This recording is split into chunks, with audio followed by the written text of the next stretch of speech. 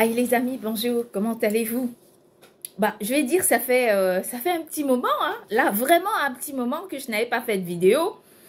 Et qu'est-ce que je dois vous dire? Bah, je faisais rien de spécial. Bon, j'étais en train de faire la correction du livre Moment donné par Dieu. Et donc, ça m'a pris énormément de temps. À chaque fois, j'avais des choses à dire, à écrire, ainsi de suite. Et donc, comme vous savez, j'avais écrit préalablement un livre. En fait, préalablement, j'avais d'abord écrit Moment donné par Dieu. Ensuite, j'ai écrit Le management divin.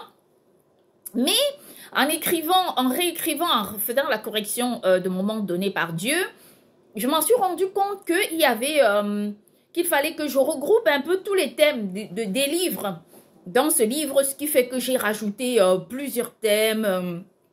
La diplomatie, j'ai parlé du management, j'ai reparlé du management et j'ai apporté par la grâce de Papa Yahvé notre Dieu, j'ai apporté énormément d'explications pour permettre à n'importe quelle personne de comprendre ce thème, de comprendre, enfin oui, je vais dire, ce thème sans trop de difficultés. Et je suis plutôt ravie, je suis plutôt très satisfaite du résultat. Et j'espère que nous allons, voilà, nous allons continuer comme ça. Sincèrement, je vous invite, même si vous avez déjà acheté ce livre, rachetez-le. Je vous rassure, il est riche. Il est incroyable. Il englobe plusieurs thèmes. Les thèmes ne sont pas trop longs, ils sont pas trop lourds. Et j'en suis persuadée que n'importe quelle personne pourra y trouver une grande satisfaction. Parce que ce livre, sincèrement, il est très riche, il est très beau, très bien écrit. Et j'ai eu la note de Google. Ils appellent ça un peu une sorte de note du rédacteur ou quelque chose comme ça. Et donc, figurez-vous que j'avais 98, ensuite j'ai eu 100%. Je suis très contente. Je ne dis pas qu'il n'y a pas de faute, qu'il n'y a pas de nuance. S'il y en a, je vais dire que je suis écrivaine, je ne suis pas correctrice professionnelle, mais avec le temps, j'ai appris à corriger. Et je ne sais pas si vous êtes au courant, il y a on a la possibilité sur Google, non, sur Google, non, sur Word, d'écouter en fait ce qu'on dit, d'écouter ce qu'on écrit. Donc en fait, il y a la lecture à haute voix et ça, pour des personnes qui écrivent, des écrivains professionnels, des écrivains en herbe, ainsi de suite. Sincèrement, il faut absolument apprendre à écouter ce que vous dites, ce que vous écrivez, parce que non seulement ça vous permet de corriger les fautes, mais en plus ça vous permet de comprendre ce que vous avez écrit et de comprendre et d'apprécier vous-même la pertinence même de vos propres arguments. Moi, je suis très satisfaite et je vous conseille vraiment, vraiment de relire ce livre. Vous avez la possibilité de le lire sur Kindle, de l'acheter sur Kindle, donc vous pouvez lire. Je vous dire qu'au début, je l'avais publié et je crois qu'il faisait 700 pages, non? Je me souviens pas, 700 ou 900 pages. Mais je pense que maintenant, il fait plus de 1370 pages. Vous imaginez? Donc, il y a des choses qu'on a rajoutées, il y a des mots, des paroles, et je vous rassure, il ne s'agit pas d'une répétition avec d'autres livres. Même si parfois on abordait les mêmes thèmes, je vais vous dire que les thèmes ne sont pas généralisés, ce ne sont pas les mêmes écrits à chaque fois. Papa Yahvé notre Dieu m'apporte une inspiration nouvelle et j'en suis très, très, très, très satisfaite. Voilà, c'est le message que je devais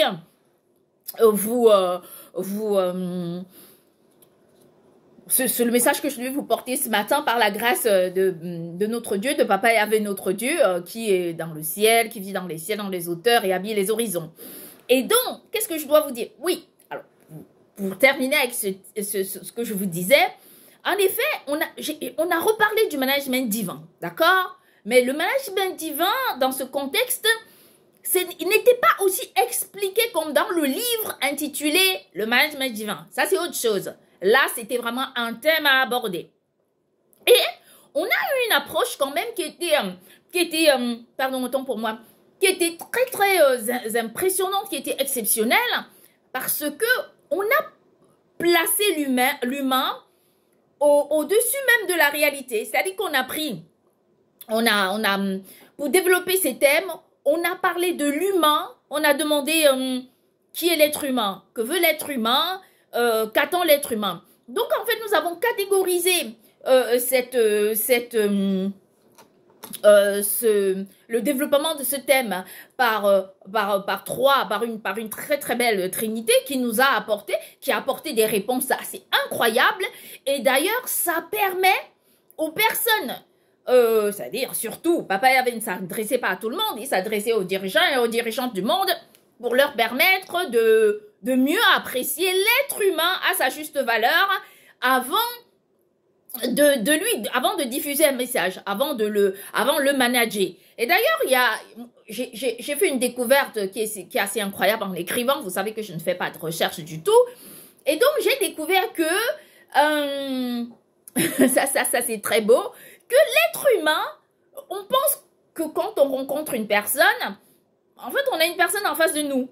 Et on juge la personne sur son apparence. Non, Dieu me dit, l'essence même de l'être humain traduisent son appréciation de ce qu'il entend, de l'état d'esprit ou encore du moment qu'il vit. Donc, si vous pensez que vous avez écrit un beau discours, que vous avez raconté de belles choses et que des gens doivent vous écouter, sachez que c'est faux. Parce qu'à chaque sens, l'appréciation de ce que vous faites ne se définit pas de la même façon. C'est-à-dire que vous avez beau aller écrire un discours, raconter ce que vous voulez, parce que ça émane d'une volonté d'abord personnelle avant de la traduire, d'avant de la généraliser. Et vous racontez, vous prenez par exemple, vous écrivez un très très beau discours sur un papier super moche, personne n'a envie de voir, ou bien une couleur qui est complètement, je sais pas, on va dire quiche. Bah, naturellement, les gens ne voudront pas. Les gens diront, ah ouais, mais ce discours est bien fait. Ça dit qu'on a une appréciation des sens qui en fait, va inverser la logique de l'appréciation. C'est-à-dire qu'on va bien entendre, c'est un très beau discours, mais la vision, elle va se dire, ah non, mais c'est pas possible. Tu as vu ça? Et donc, il y aurait un doute ou un amalgame qui va venir s'aimer le doute entre les sens et dont l'appréciation ne sera pas du tout, ne sera pas du tout totale. Je peux simplement dire ça. Et ce qui peut être, ce qui est incroyable, c'est aussi cette capacité de réunir toutes les possibilités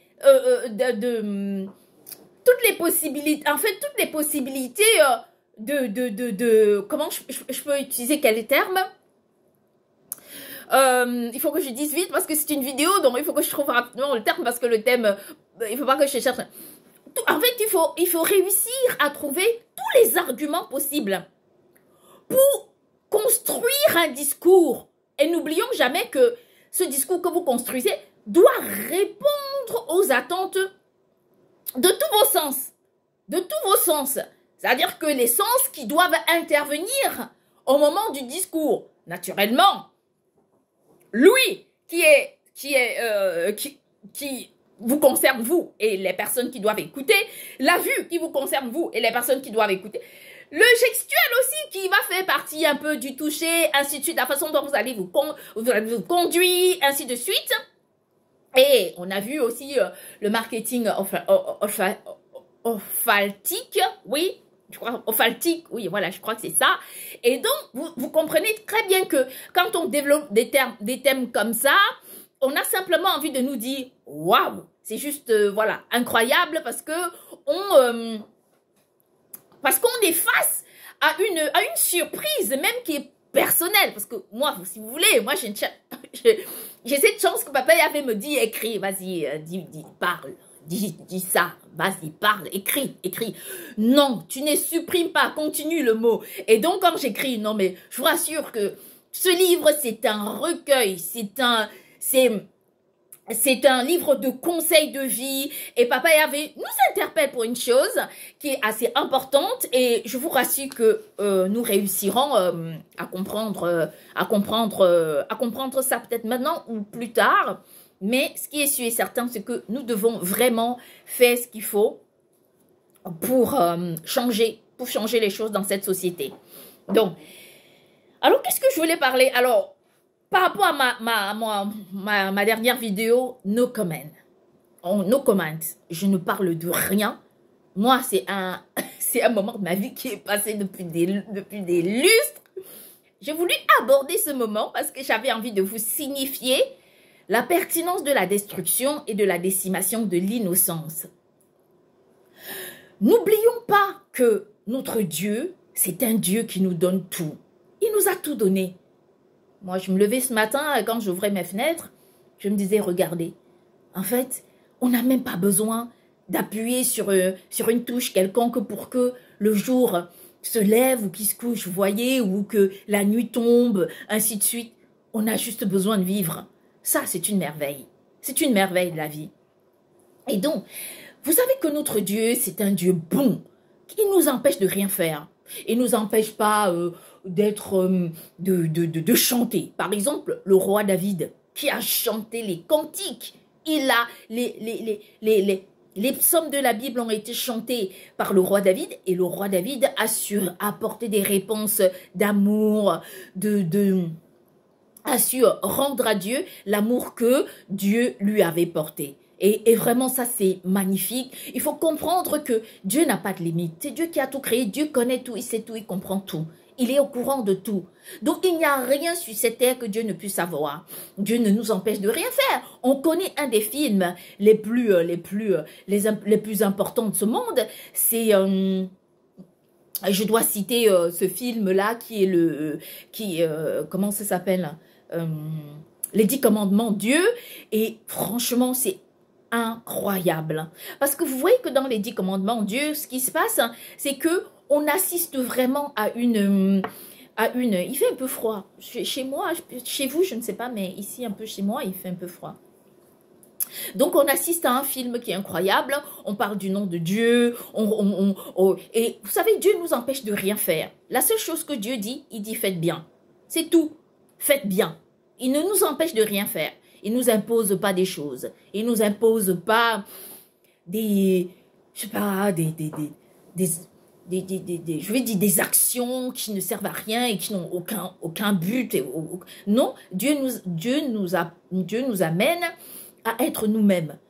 Quand on est nous-mêmes, quand on s'aime et qu'on s'accepte comme on est, en fait, on apprend à aimer d'autres personnes. Et quand on sert Dieu, c'est encore parfait parce qu'on compose tout notre état, notre esprit, notre âme et notre corps pour n'en faire qu'un, et ça nous permet de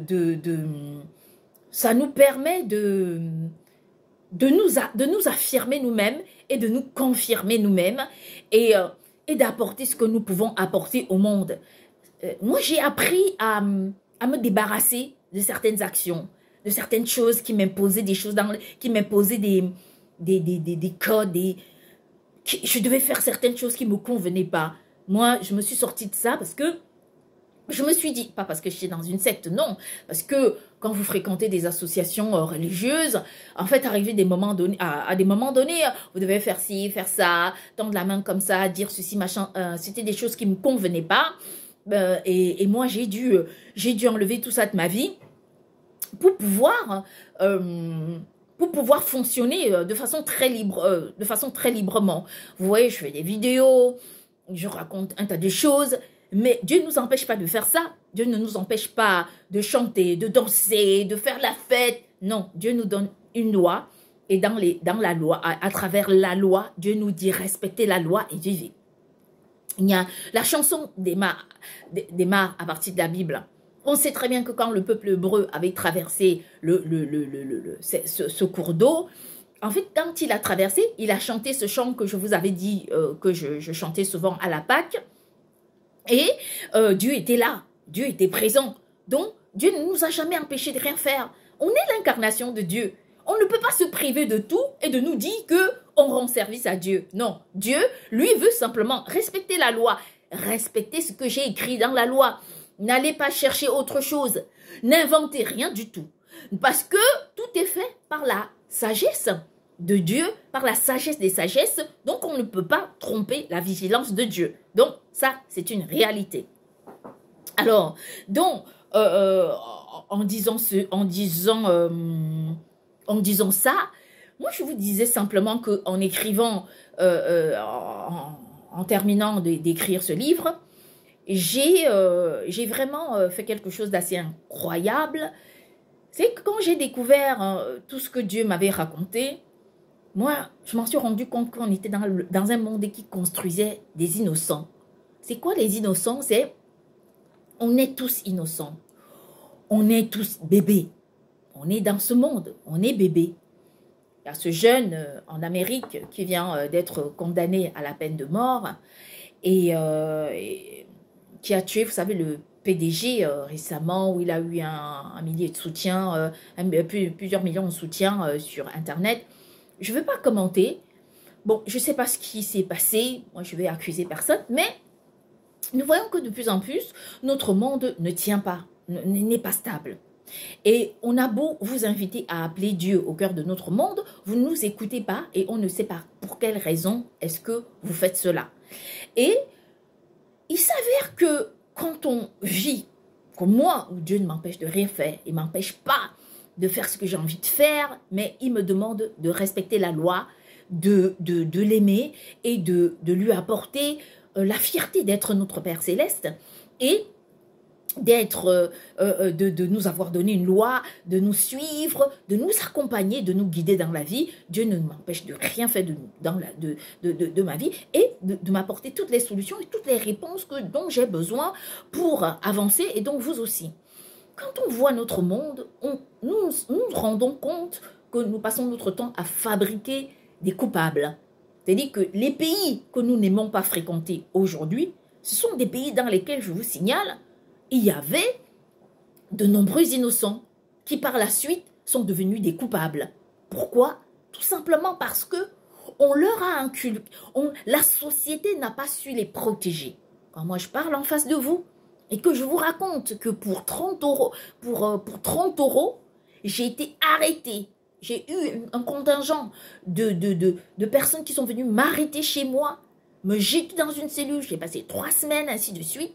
Vous pouvez croire que pour 30 euros, qu'on puisse vous faire ça pour 30 euros. On ne vous demande même pas de rembourser. Non, non, non. Ce qu'on cible, ce qu'on cible de vous, en fait, c'est vous faire en pâtir, hein, c'est vous faire payer. Quel est l'objectif? C'est ça. Quel est l'objectif? Pourquoi on vous arrête? On vous accuse de quelque chose. Comme moi, ils sont venus. Les gendarmes avaient des boulets chez moi. Je payais à l'époque mon studio, j'avais une chambre. Je vivais dans une cité, ça s'appelle une cité, mais en Afrique, c'est beaucoup plus coté. Cité, ça veut dire une résidence UP, si vous voulez, on appelle ça comme ça. C'est une petite résidence UP. Je crois qu'à l'époque, je payais mon loyer déjà à 30 euros le mois. Mon loyer coûtait 30 euros. J'avais une chambre, un salon et un coin de douche. Et j'employais une femme de ménage qui n'était pas vraiment ma femme de ménage. Elle était incroyable. Elle est devenue ma soeur, mon amie, bon, tout. Parce que j'avais eu cette chance incroyable, cette jeune femme. Elle ressemblait à ma maman. Et chaque fois que je la voyais, j'avais envie de la prendre dans mes bras. Et pendant la fête de l'Aïd, je la couvrais de cadeaux. Elle entrait dans ma chambre, elle choisissait le bijou qu'elle voulait. Et puis bon, elle me le ramenait parce que je lui avais fait des cadeaux. Elle me ramenait après l'Aïd. Et c'était vraiment incroyable le lien que j'avais avec cette femme. Et d'ailleurs, je m'arrête pour vous raconter ça. C'est une très très belle histoire, un beau témoignage de foi et d'amour. Quand on regarde les gens, il ne faut pas les juger. Cette jeune femme qui s'appelle Mariam, qui est d'origine malienne, en fait, elle ne parlait pas français. Elle avait cherché du travail partout à Ouaga. Personne ne la voulait. Elle n'était pas très propre. Elle était pas sale. Vous savez, les musulmans sont des personnes propres, hein, de corps. Hein. Ils ne sont pas des sales personnes. Mais elle n'avait pas de beaux vêtements. Et un jour, comme ça, moi, je cherchais une femme de ménage. Et donc, on m'avait proposé plusieurs femmes de ménage.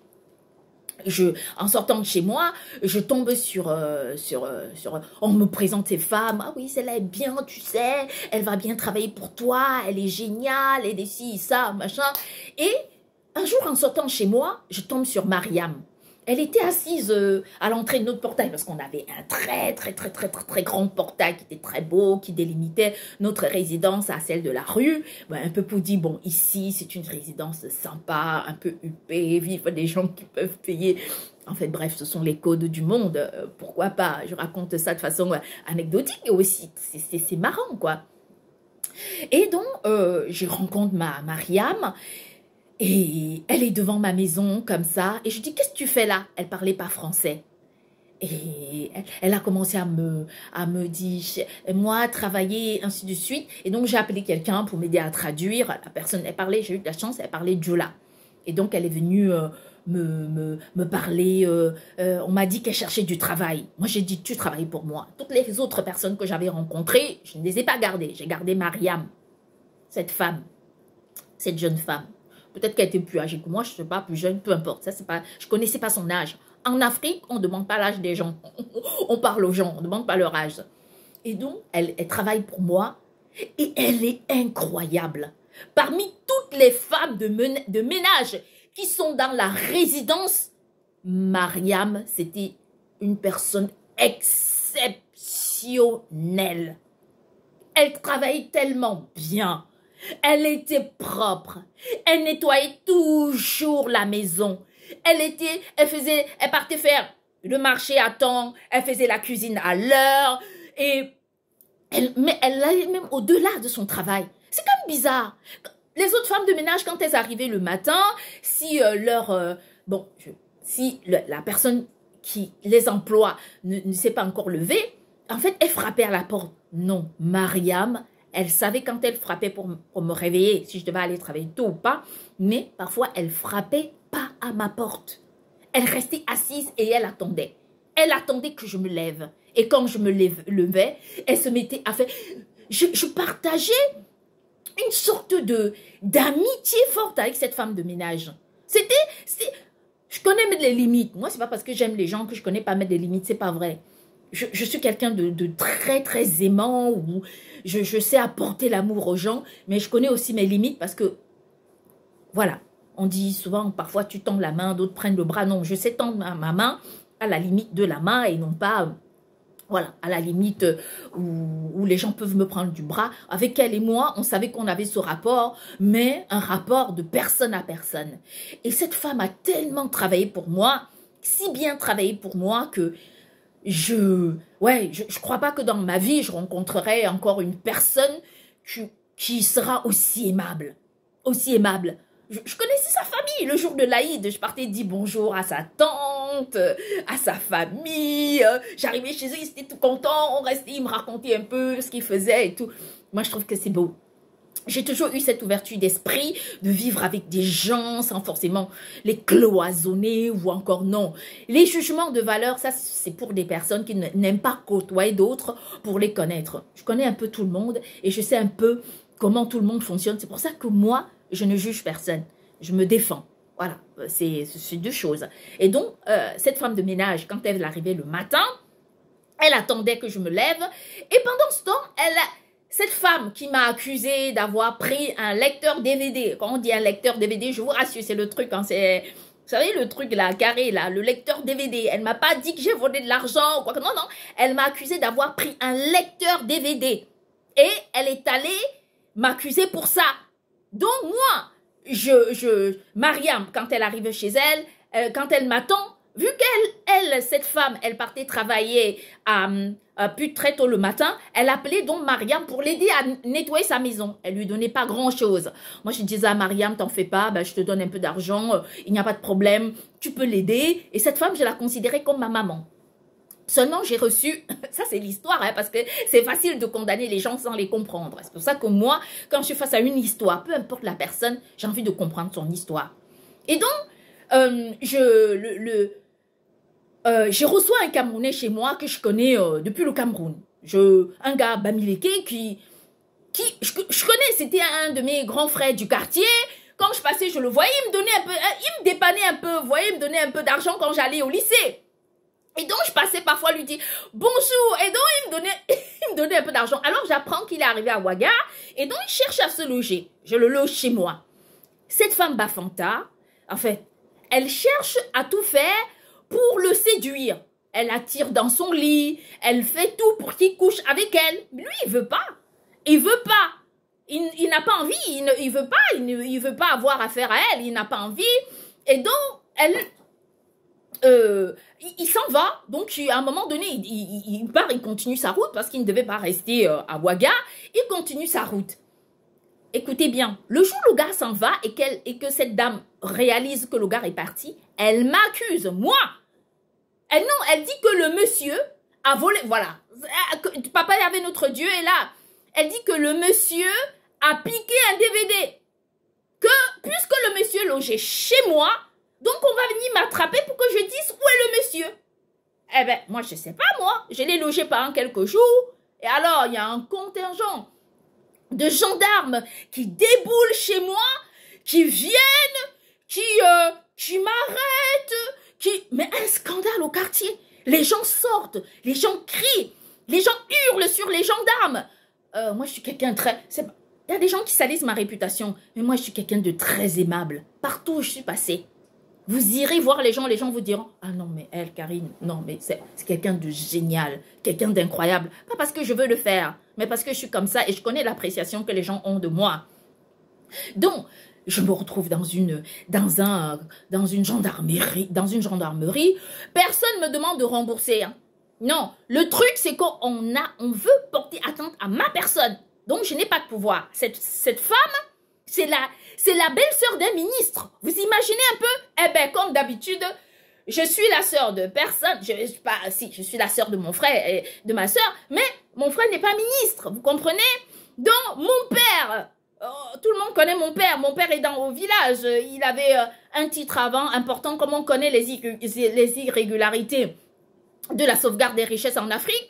Depuis que mon père est à la retraite, il vit au Cameroun. Il ne demande rien à personne. Nous sommes des nobles, mais on n'a pas d'argent. Et donc, est-ce que je vais appeler mon père? Non. Je vais appeler ma soeur? Non. Je vais appeler ma mère encore? Je ne peux pas. Je n'ai personne à appeler pour venir me défendre. Mais j'ai cette chance que Dieu place devant moi, cette jeune femme d'origine Bassa du Cameroun qui me défend corps et âme. Josiane, elle dit hors de question. Hors de question qu'il lui arrive quoi que ce soit. Elle me défend. Et à l'époque, elle sortait avec un monsieur qui était burkinabé d'origine, mais il était allemand de nationalité. Et donc, c'était son ami. Et ils se sont battus. Ils ont fait ce qui était possible pour me sortir de là. Mais, en fait, ils en voulaient à ma personne. Pour vous dire, je ne sais pas. Comment je me suis sortie de cette histoire? C'est comme ça que moi, je me suis dit, je reste pas à Ouaga, je pars de Ouaga parce que j'avais été trop déçue. J'avais été vraiment trop déçue. Tout ce que j'avais construit à Ouaga, j'ai tourné le dos et je suis partie. Donc, vous voyez, quand on raconte les bouts d'histoire, on m'accuse pas parce que j'ai vendu un truc illicite. Non, non, je suis pas quelqu'un comme ça. J'ai jamais fait ça de ma vie. Et je ne veux pas le faire. J'ai passé ma vie à fuir les mauvaises personnes. Pas parce que pour moi, avant, j'avais vraiment ce regard sur les mauvaises personnes, comme tout le monde. Mais aujourd'hui encore, je le ferai. Je suis une fille très simple. Et je me souviens encore que quand ma maman était en vie, père à son âme, quand j'arrivais à la maison, ma maman me disait, pose ton sac. Je posais mon sac, elle m'embrassait, elle me dit, fais ton djum. Le djum, c'est dit que fais ta prière. Parle de tout. Raconte tout ce que tu as raconté parce que c'est ultra important de dire comment tu dois marcher, comment tu as fait quand tu n'étais pas là. Si tu as fait quelque chose de mauvais, tu dois le dire tout de suite pour qu'on trouve des solutions parce que ce n'est pas bon. Imaginez, j'ai une maman comme ça.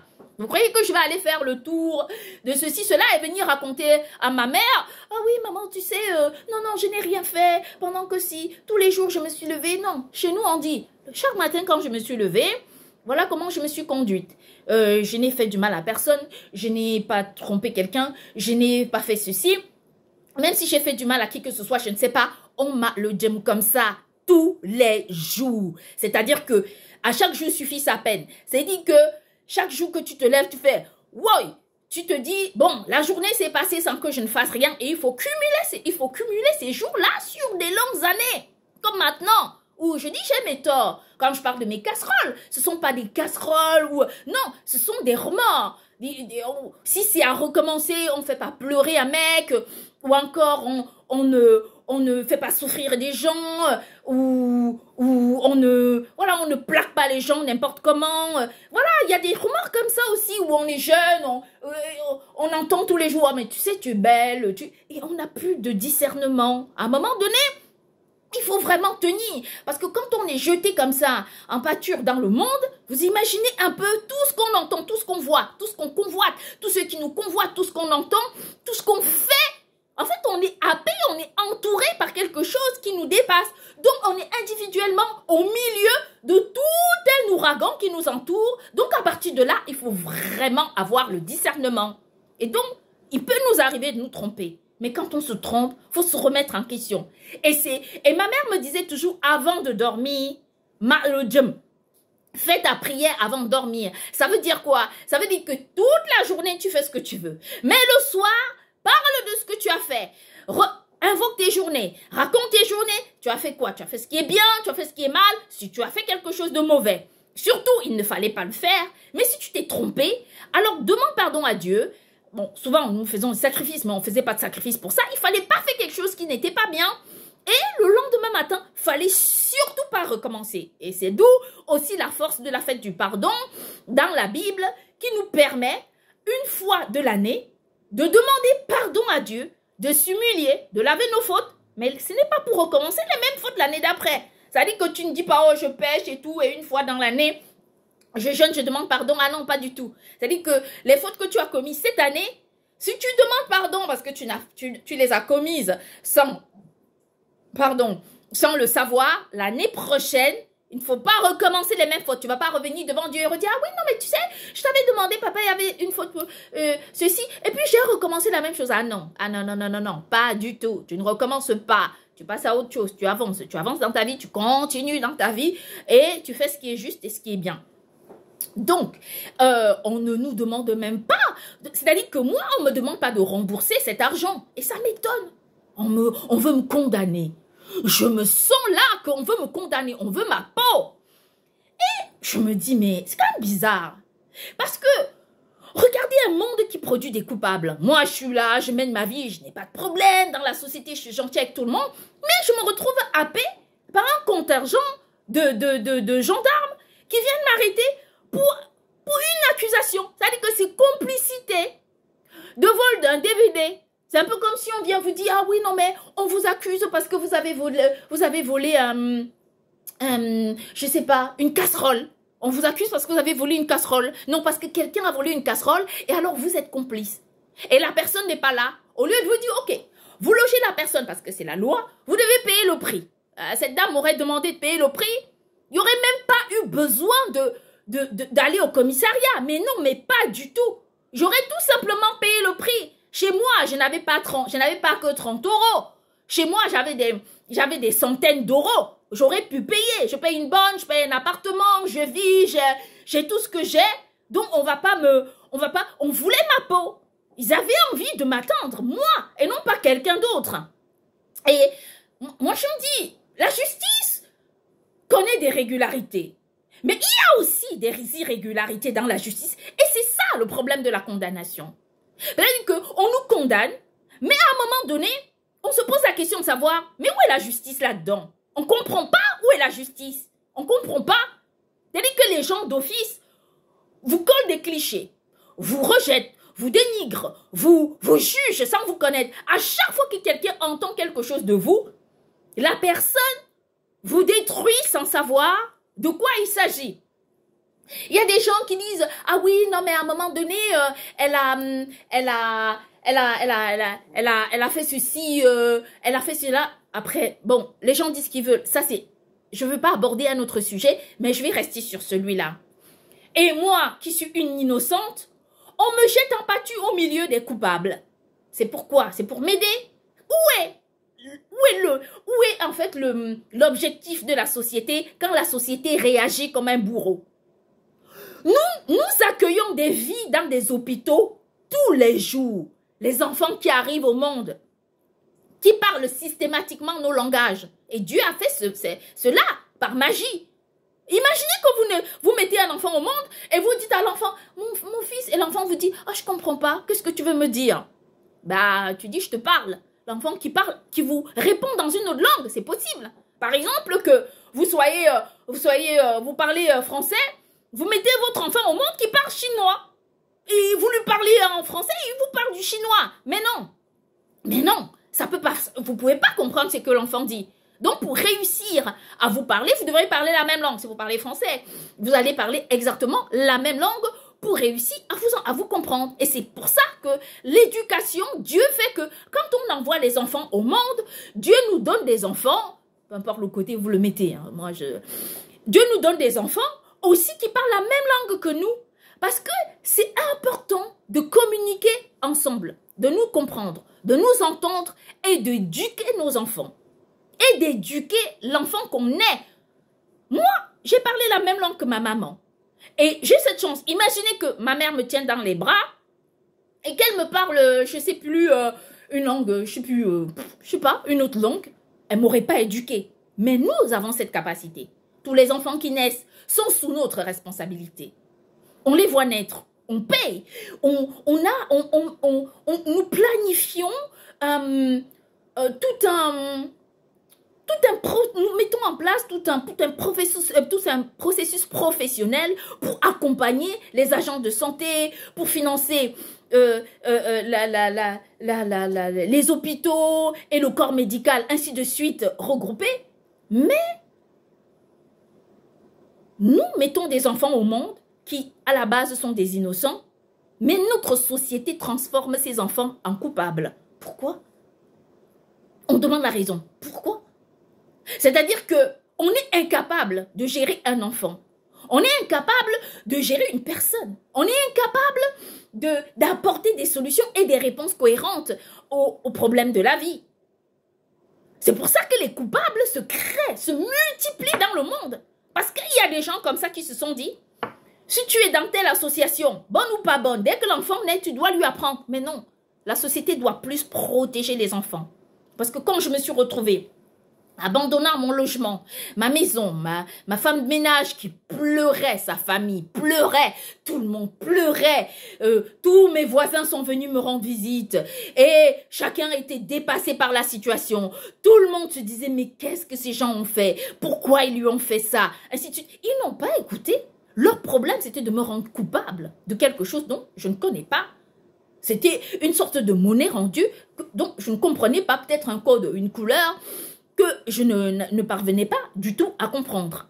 Et quand on se retrouve face à une situation telle que celle-là, on se demande où est la justice? Où est la régularité de la justice? C'est facile de condamner quelqu'un. Moi, j'ai perdu mon appartement, j'ai ma bonne, ainsi de suite. J'ai changé de vie, j'ai fait tout ce qu'il a fallu. Pour une accusation, 30 euros. 30 euros qu'il aurait fallu que je rembourse. Non seulement on m'a condamné, me perdre du temps, me jeter au milieu des coupables pour que je devienne une coupable, pour créer encore des problèmes pires que ceux pour lesquels on m'accuse pour complicité de suspicion.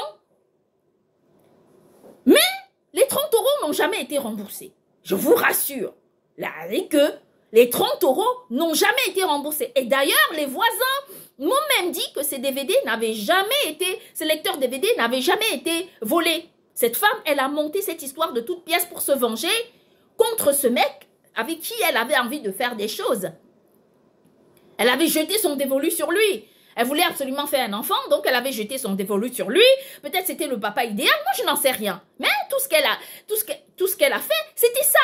Créer des problèmes aux personnes innocentes qui sont jugées et condamnées. Et quand on entend parler de ces personnes dans la vie, qu'est-ce qu'elles deviennent? On les considère comme des anciens malfrats. Or, c'est faux. Or, ça n'a rien à voir. Or, ce n'est pas vrai. Il n'y a aucune vérité là-dedans. Je n'ai jamais, c'est-à-dire que de ma vie, je n'ai jamais fait un truc illégal, rien. Peut-être que, oui, naturellement, j'ai eu des copains qui étaient dans des trucs, des machins, mais j'ai vite fui le milieu.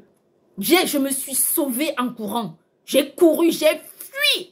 Tellement j'ai fui parce que j'ai pensé à ma mère, j'ai pensé à ma grand-mère, j'ai pensé à toute ma famille. Je me dis, quel est l'objectif? C'est-à-dire que j'arrive devant ma famille et je dis, ah oui, bon, maintenant je vends ceci. Ah non, non. Dans ma famille, de toutes les façons, on ne fait pas ça. Donc moi, c'est pas moi, Karine, qui devais commencer. Donc comme si personne veut commencer, alors c'est pas moi. C'est comme ça que les gens se prémunissent dans la famille. C'est pas moi qui vais apporter les problèmes. Donc, si chacun dit, c'est pas moi qui apporte les problèmes, alors les problèmes vont pas entrer. Mais s'il y en a qui disent, oui, mais moi j'apporte les problèmes, il n'y a pas de problème. Mais non, moi je suis pas comme ça, pas du tout. J'apporte rien. Donc, c'est pas moi, je cherche pas les problèmes. Quand ça me tombe dessus, ça me tombe dessus. Mais jamais je ne cherche un premier ou encore, non, pas du tout. Donc, dans la société, c'est ce qu'on voit aujourd'hui. Il faut que nous apprenions à multiplier les innocents. Et ça, dès le jeune âge. Il faut corriger, en fait, notre société pour apporter des réponses qui sont sûres et qui peuvent aider le monde à évoluer. Je vous rassure. C'est ultra important pour nous. Parce que, vous savez, il y a vraiment quelque chose d'assez incroyable dans la vie. Quand on parle aux gens, les gens ne nous écoutent pas. Par exemple, prenons un fait de la loi qui est très simple. Dieu dit, vous n'allez pas raser les coins des cheveux. Ça. Vous n'allez pas raser tout ça. Il ne faut pas raser les coins. Tu peux te raser, mais laisser les coins parce que c'est Dieu seul qui connaît les raisons. Pourquoi? Tu ne sais pas pourquoi. C'est écrit dans la Bible. Bon, maintenant, il faut quand même reconnaître que Dieu demande. C'est une recommandation divine qui est faite, mais elle n'est pas faite pour tout le monde. Elle est faite pour les prêtres, pour les pasteurs, mais beaucoup de gens ont généralisé et c'est plutôt très bien. Si on peut s'élever dans la vie, c'est plutôt une très très bonne chose. Donc, ça ne sert à rien de se positionner au niveau de « Ah oui, je rase les coins ». Non, faut pas raser les coins parce que c'est Dieu qui le demande. Tu te rases, tu laisses les coins, les pattes là, tu les laisses. Qu'est-ce que ça fait? Ça change quoi? Ça change quoi à ta personne? Respectez la loi, c'est tout. Et moi, je vous invite à lire le livre des sagesses. Allez sur Internet, téléchargez ce livre, lisez-le. Dieu vous place au-dessus des objets taillés. Tu ne peux pas, regardez, un objet taillé, peu importe le nom que vous donnez à cet objet taillé, n'est pas différent du morceau de bois que vous utilisez pour faire votre feu. C'est pas différent. Un objet taillé, c'est un objet taillé. Tu pars, tu t'animes, tu es quelqu'un qui vit, qui existe. Tu prends un bout de bois, tu tailles le bout de bois, tu cognes le bout de bois correctement, tu cognes le bout de bois, et une fois que le bout de bois est correctement taillé, tu le poses là, et tu commences à prier devant le bout de bois. C'est quoi ça? C'est quoi? Pourquoi tu fais ça? C'est toi qui as taillé le bois. Ça veut dire que tu dépasses le bois. Ça veut dire que le bout de bois que tu tailles, ou encore l'argile que tu modèles, c'est toi qui taille le bout de bois. Qu'est-ce que nous dit le livre des sagesses? Le livre des sagesses dans la Bible nous raconte quoi? Il dit, mais avec ce bout de bois que tu as taillé, soyons d'accord que au lieu de fabriquer une sorte de divinité ou de quoi que ce soit que tu adores, tu aurais bien pu fabriquer un tabouret pour t'asseoir, pour t'y asseoir. Alors, comment est-ce que tu peux fabriquer un bout de bois avec un tabouret avec un bout de bois et fabriquer une sorte d'idole que tu adores? C'est-à-dire que où est la logique? Dieu ne dit même pas que ça l'offusque. Est-ce que vous avez vu Dieu emporter un pays où il y a des divinités en bois ou en argile? Non! Je connais la sensibilité qui se dresse derrière tout ça. Je connais, je comprends, je le sais, mais ne le faites pas. Élevez-vous, placez-vous au-dessus placez-vous au-dessus des objets taillés. C'est vous qui commandez. C'est vous qui commandez l'argile qui modèle cet objet taillé. C'est vous qui fabriquez. Comment est-ce que tu peux fabriquer un objet? Comment est-ce que tu peux décider par rapport à ton emploi de temps, par rapport à ta disponibilité de fabriquer un objet taillé et d'être encore le premier à partir t'y prosterner? Non, mais quelle est la logique? Tu peux me dire quelle est la logique? Non, c'est-à-dire que là, on parle d'humain à humain. C'est-à-dire que de personne à personne. Comment tu te vois, toi? Comment tu te vois? Tu peux parler, tu peux commander, tu peux travailler, tu peux acheter toutes sortes de bois que tu veux ou encore toutes sortes de choses que tu veux pour fabriquer toutes sortes de choses que tu veux. On va dire ça comme ça. Mais tu choisis de fabriquer des objets taillés, de prendre un marteau, des clous, des trucs. Tout ça ne parle pas. C'est toi qui commandes, c'est toi qui travailles, c'est toi qui achètes tous ces matériaux. Tu viens, bam, tu prends, bam, bam, bam, bam, bam. Tu tailles correctement et tu poses là, tu te mets devant en train de prier. Mais tu trouves ça normal? Pourquoi je te tutoie? Mais parce que je veux que ce message soit diffusé de façon très rapprochée, comme si c'était un message, voilà, familial de Dieu, c'est un message de Dieu, mais je veux qu'il soit beaucoup plus proche de nous, que n'importe quelle personne qui écoute ce message puisse se remettre en question et se dire, pourquoi je me prosterne devant un objet taillé? Je peux converser avec? Non. Je peux lui parler? Non. Elle peut me répondre? Non. Elle peut boire? Non. Elle peut manger? Non. Elle peut marcher? Non. Moi, je peux faire tout ça. Si je lui donne un coup, est-ce qu'elle va me dire quelque chose? Non. Alors pourquoi je fais ça? Qui suis-je? Où est mon respect moi-même?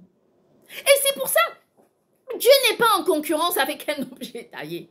Dieu trouve que les êtres humains sont dans la folie absolue. Parce que, quel est l'objectif? Pourquoi tu dois te placer devant un objet taillé pour prier un objet taillé? Tu te respectes? Où est le respect en ce moment-là? Où est le respect? Là, tu ne te respectes pas toi-même. Donc, à partir de là, il faut réussir à comprendre que il ne faut pas se prosterner devant un objet taillé. De nombreuses personnes ont parlé de l'objet taillé que le prophète Aaron avait fabriqué au désert. Mais, première des choses, là, c'était en copie. C'est que cet objet taillé n'était même pas un être humain. Donc, c'était un veau d'or que Dieu a brûlé. Il a enseveli ce peuple, les gens qui pratiquaient, qui avaient envie d'être entêtés. Mais le problème du veau d'or, ce n'est pas parce que Dieu est en concurrence avec un veau. Dieu se fiche. Il n'est pas en concurrence avec un veau. Ce dont Dieu dit, c'est de vous respecter vous-même. C'est ce dont Dieu appelle. Il dit respectez-vous. Il faut vous respecter. Dieu n'est pas en concurrence avec un objet. Est-ce que l'objet peut faire briller? C'est Dieu qui a créé le monde. Le bois que vous utilisez pour fabriquer ces objets dont vous adorez. Penserez-vous que Dieu, que Papa Yahvé, notre Dieu, se dise « Oh, moi j'ai très peur. Non, mais c'est pas un Dieu comme ça. Le but c'est de nous élever, de nous faire grandir, de nous placer au-dessus. Au-dessus. Ce n'est pas de nous rabaisser. Ce n'est pas ça le but de Dieu. Il ne nous demande pas. Faites...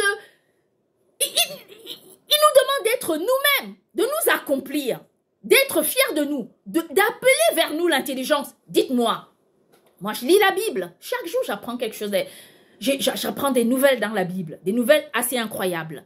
Ça, j'apprends dans la Bible. Quand je lis la Bible de Dieu, parfois il me parle, de n'importe quelle manière que ce soit. Quand vous priez une sorte de statue, quel est le message que la statue vous renvoie? La statue peut vous faire des signes. Genre, voilà, j'envoie quelques gouttes de pluie, alors je bénis. Ou encore, genre, comment dire, je sais pas, je fais briller le soleil pendant que tu es en train de faire ce message pour te dire que je suis d'accord avec toi. Le ciel est magnifique aujourd'hui, c'est parce que je suis en accord avec ta façon d'agir. Non, est-ce que ça peut faire ça? Non. Vous voyez, cet objet n'est pas capable. Alors que vous avez la possibilité de demander à Papa Yahvé, notre Père Céleste qui est dans le ciel, Papa Yahvé, s'il te plaît, aujourd'hui, tu vois, j'ai des courses à faire. Est-ce que tu peux vraiment m'aider pour que je puisse, pour qu'il ne pleuve pas aujourd'hui? Papa Yahvé te dit, d'accord, il ne va pas pleuvoir, vas-y faire tes courses. Tu vas faire tes courses. L'objet, tu peux demander à un objet qui te répond. Déjà, quand tu demandes à l'objet, tu te mets contre Dieu. Dieu dit, attends, je suis là. Et tu préfères demander à un objet, explique-moi ce que tu veux. C'est-à-dire que déjà, à faire cette demande à Dieu, Dieu se met contre vous, il s'énerve. Il se dit, je te dis, il faut que tu comprennes. Vous voyez ce que je vais dire? C'est ça une réalité. Ça ne sert à rien de se dire, ah oui, non, je vais... Non. Est-ce que vous pensez que j'ai toujours connu ça? Non, j'ai pas toujours connu. Mais dans ma tradition, on ne se prosterne pas. Dans la tradition babylonique, on ne se prosterne pas du tout devant les objets taillés. Ça n'existe pas. Si ça commence, et maintenant avec toutes les sectes qui arrivent chez les Bamileke, ou encore au Cameroun, ou encore dans plusieurs contrées d'Afrique, on ne se prosternait pas devant les objets taillés. Donc, et Papa Yahvé notre Dieu, comme il dit, la faute porte une structure. Donc, je connais la structure de la faute. Et il le dit. Ce que je vais dire, c'est que j'ai appris à connaître ça dans la Bible. Il ne faut pas juger les gens. Vous savez, hier, je suis tombée, je cherchais un film religieux et je suis tombée sur un film, mais le genre de film que je ne peux pas regarder. Il fut un temps où je ne regarderai pas. Et donc, à chaque fois, il y avait ce monsieur qui était un brigand, ceci, cela, qui était avec cette fille religieuse. Et finalement, ce monsieur est devenu un pasteur. Et moi, je trouve ça incroyable. Et je dis, il faut croire aux êtres humains. Peu importe qui on rencontre, peu importe qui on connaît. Quand j'ai parlé de Puff Daddy, il y a de nombreuses personnes qui se sont dit, pourquoi elle parle de Puff Daddy? Non, moi j'appelle au sursaut de la société pour que nous construisions une meilleure société. Une société qui ne produit pas les innocents. Parce que comme on le sait, ce monsieur, ce n'est pas parce que j'ai quelque chose à y voir avec lui. Je n'ai rien à voir avec ce monsieur et je vous le jure sur le nom de Dieu. Mais c'est parce que tout le monde le connaît et qu'on peut le prendre pour exemple. Ce monsieur est né entre les mains des dirigeants du monde. Mais les dirigeants du monde l'ont traduit comme un coupable. Et il est devenu un coupable face à eux. C'est-à-dire qu'on construit le mal dans la société. Et à la moindre erreur, on y accuse Dieu. Dans ce film que je regarde, ce monsieur a sa fiancée qui fait un accident et il parle, bon, c'est un peu extravagant, mais il revendique des choses devant Dieu. Il dit, comment tu peux exister et que quelqu'un cogne ma copine a fait un accident. Est-ce que c'est Dieu qui conduisait la voiture? Dieu nous a donné l'intelligence, la sagesse pour mieux faire. Est-ce que c'est lui qui conduisait la voiture? Non, ce n'est pas du tout lui.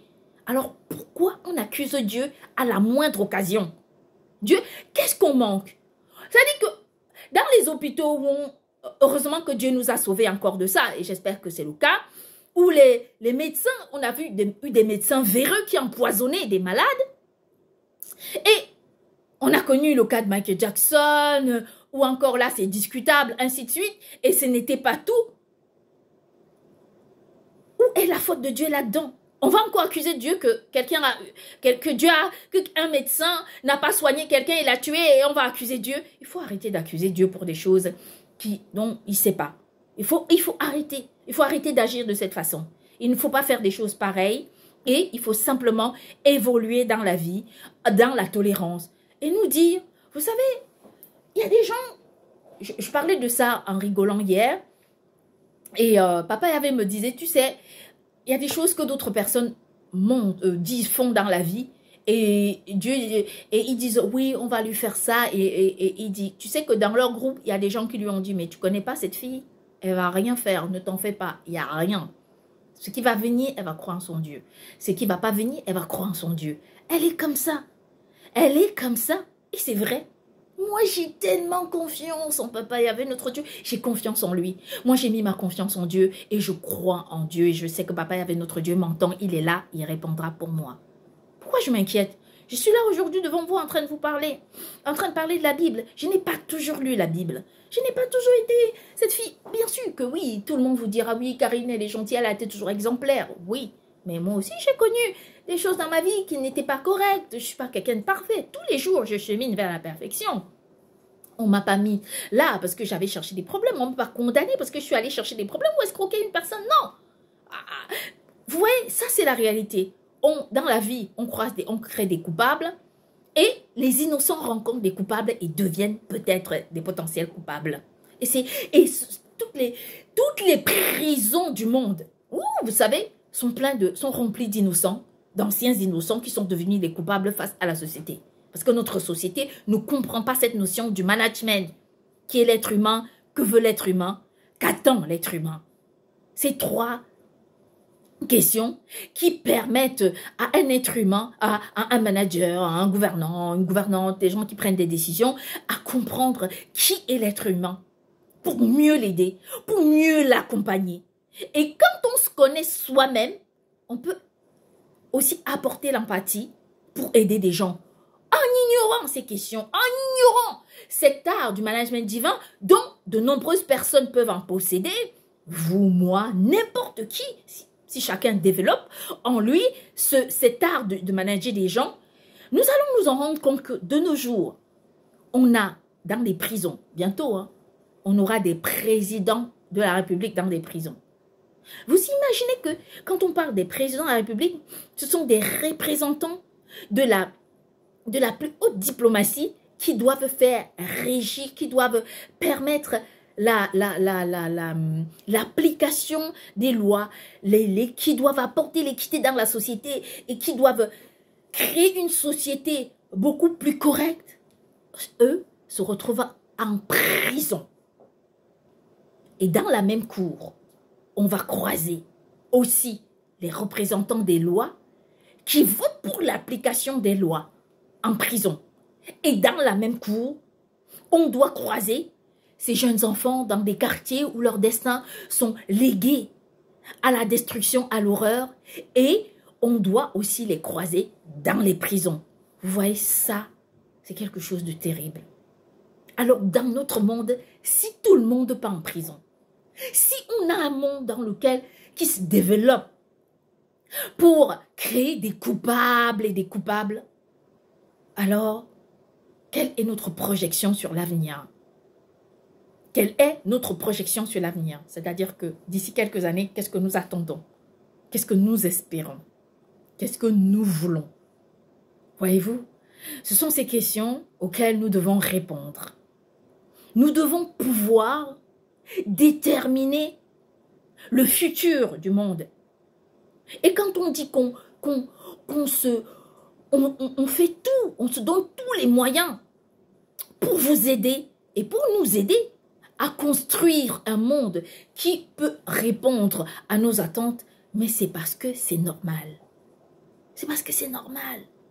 C'est parce que si on ne réagit pas, de plus en plus, vous allez agrandir les murs des prisons. Qui a dit que les prisonniers devaient payer? C'est moi. Dit que voilà, dans les caisses du contribuable, on ne va plus payer pour les prisonniers. J'ai évoqué cette solution. Mais ça veut dire quoi? Ça veut dire qu'il faut déjà qu'on ne crée pas des coupables. Il faut qu'on crée des innocents. Que quelqu'un, si la personne devient vraiment coupable, alors si elle va en prison, elle doit payer. C'est ça la rectification dans ce livre que nous avons fait et qui m'a vraiment apporté, qui m'a amené à comprendre que il faut toujours se poser ces questions. Comment on peut faire pour aider un être humain? En quoi? Quelles sont les solutions qu'on peut apporter dans le monde pour aider l'être humain?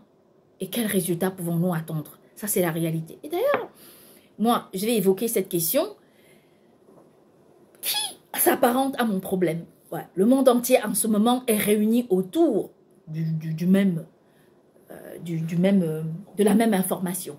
Marine Le Pen, elle a été condamnée à l'inéligibilité. Inéligibilité, voilà. C'est le mot. Je l'avais trouvé. Vous savez, moi j'adore. Comme vous, moi j'ai entendu, j'étais juste ébahie.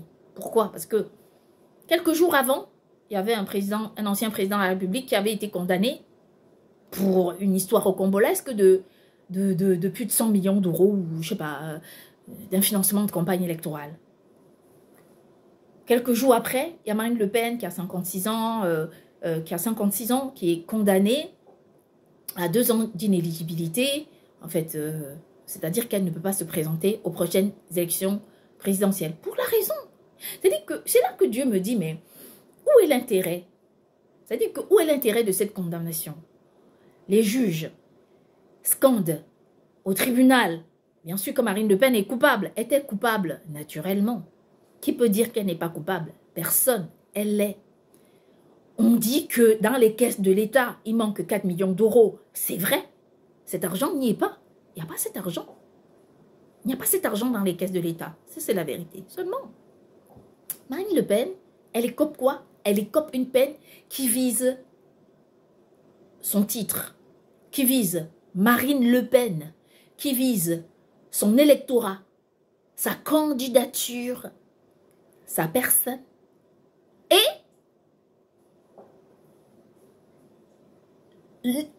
en fait, c'est quoi? L'élément fondamental de la plainte est isolé.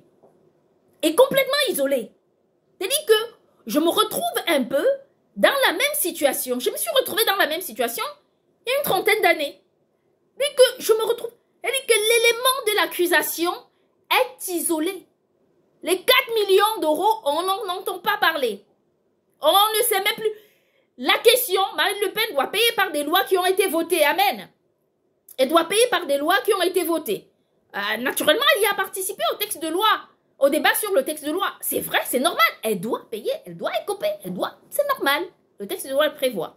Mais est-ce que, je vous pose la question, est-ce que ce texte de loi est juste? Non, il n'est pas. Pour une simple raison. C'est-à-dire qu'on ne peut pas défendre une cause et l'ignorer en même temps. C'est-à-dire quoi? C'est-à-dire que là, il y a 4 millions d'euros qui manquent dans les caisses de l'État. Le contribuable attend que 4 millions d'euros y entrent dans ses caisses. Marine Le Pen est condamnée à l'inéligibilité. Quel est le rapport entre l'inéligibilité de Marine Le Pen et les 4 millions d'euros pour lesquels on la condamne? On isole la question, on oublie les 4 millions d'euros et on condamne Marine Le Pen. Où est donc cet argent? Si on ouvre les caisses de l'État, est-ce que l'inéligibilité de Marine Le Pen doit remplacer les 4 millions d'euros? Marine Le Pen, on le sait, elle a un parti qui représente des millions d'euros, elle est capable peut-être de rembourser les 4 millions d'euros, on ne le sait pas. Mais seulement, on la condamne, elle, sa personne, son projet électoral, et on dit, c'est quand même l'argent du contribuable. Et alors, à quel moment est-ce qu'on a réclamé les 4 millions d'euros à Marine Le Pen? À quel moment la justice burkinabé, on va dire c'est une justice primaire, c'est une justice du tiers-monde, m'avait réclamé, m'avait dit ok, votre copain est parti, mais madame, si vous voulez vous acquitter, vous devez rembourser le DVD. J'aurais acheté pas un, mais plusieurs DVD que j'aurais donné à la dame. Mais on ne me l'a pas demandé. On m'a condamné. On m'a pas condamné. On m'a traîné dans la boue jusqu'à me laisser tranquille. Mais heureusement que je m'en suis sortie et que voilà, j'ai pas de... Mais ce que j'ai dit par là, c'est que vous avez demandé les 4 millions d'euros à Marine Le Pen, sachant qu'elle pouvait payer, elle pouvait échelonner le remboursement. C'est quoi le problème? C'est quoi la loi? C'est quoi l'objectif de la loi? C'est quoi l'objectif du texte de loi? C'est-à-dire qu'on fait un débat sur une question, mais au lieu de s'appuyer sur la question, on s'appuie sur un document. Et le document, c'est exactement ce qui crée des coupables. C'est-à-dire que Marine Le Pen devient coupable. L'électorat de Marine Le Pen devient coupable. De millions d'électeurs qui pouvaient les lire deviennent des innocents qui se retrouvent au sein d'une culpabilité. Alors que les 4 millions d'euros, on ne demande pas. On les ignore. On les oublie. Et Marine Le Pen écope de quoi? D'une amende de 100 000 euros. Moi, son avocat devait seulement se poser cette question. Je suis d'accord que la campagne électorale de ma cliente soit visée. Seulement, il ne s'agit pas de Marine Le Pen, future candidate à la présidence de la République française. Il s'agit d'une eurodéputée à qui l'Europe réclame 4 millions d'euros. Ça, c'est le chef d'accusation. Ça, c'est la question du plaidoyer et de la plaidoirie. Il n'y a pas un autre argument. 4 millions d'euros, c'est ce qu'on demande à Marine Le Pen. Et la question est une question européenne. Elle n'est pas une question française. Marine Le Pen n'a pas à subir l'inéligibilité.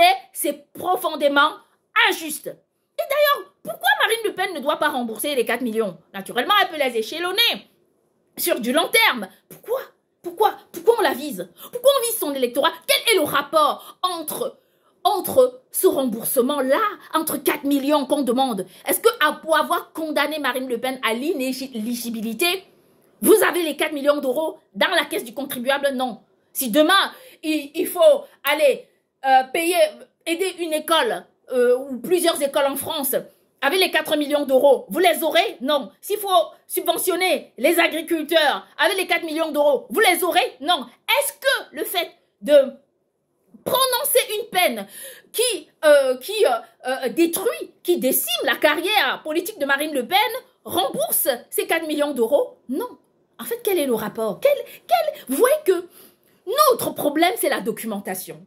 Notre problème, c'est ça. On passe autant dans les papiers, pour les papiers et sur les papiers. On vote des textes de loi sans nous porter nous-mêmes à l'exemple. Ça dit qu'il faut parfois créer des simulations. Se dire, est-ce que c'est normal? Est-ce que c'est logique? Est-ce qu'il n'y a pas une contradiction de loi? Naturellement, on t'accuse, on te dit, tu es complice d'une suspicion de vol d'un DVD qui coûte 30 €. Mais on ne te demande pas rembourse. On te traîne dans une cellule, On te met avec des gens qui te racontent des histoires incroyables.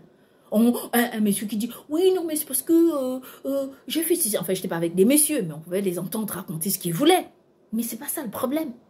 Ah, à quel moment est-ce qu'on vient te demander, toi, rembourse? Ça veut dire que tu ne mets même pas le pied devant une gendarmerie parce que c'est pas ton truc, parce que ça ne fait pas partie de ta vie.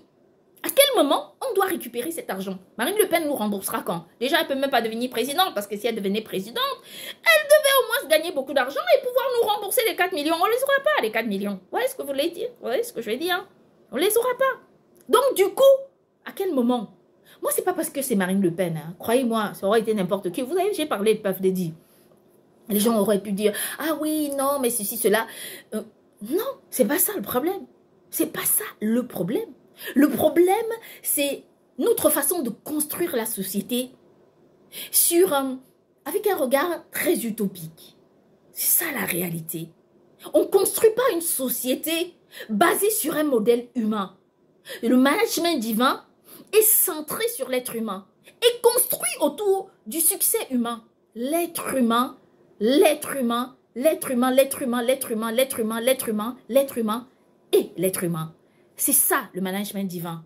C'est ça la réalité.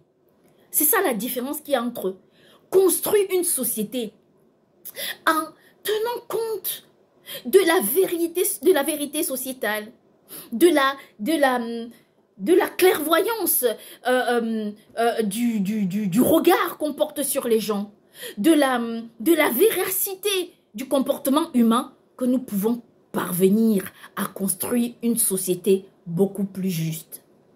Et c'est ça la question. C'est ce que je dis.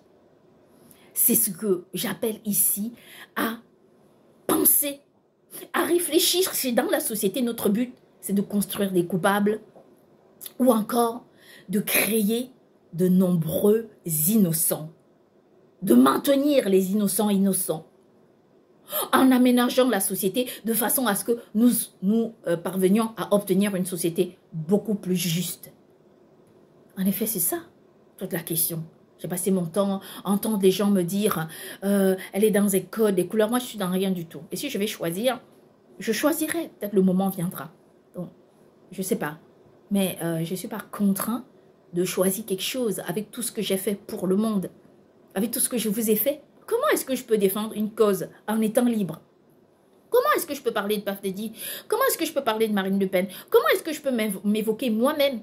Parce qu'il y a même des codes et des couleurs qui vous interdisent de vous évoquer vous-même. Donc vous êtes obligé de passer par une assemblée de quoi, je ne sais plus.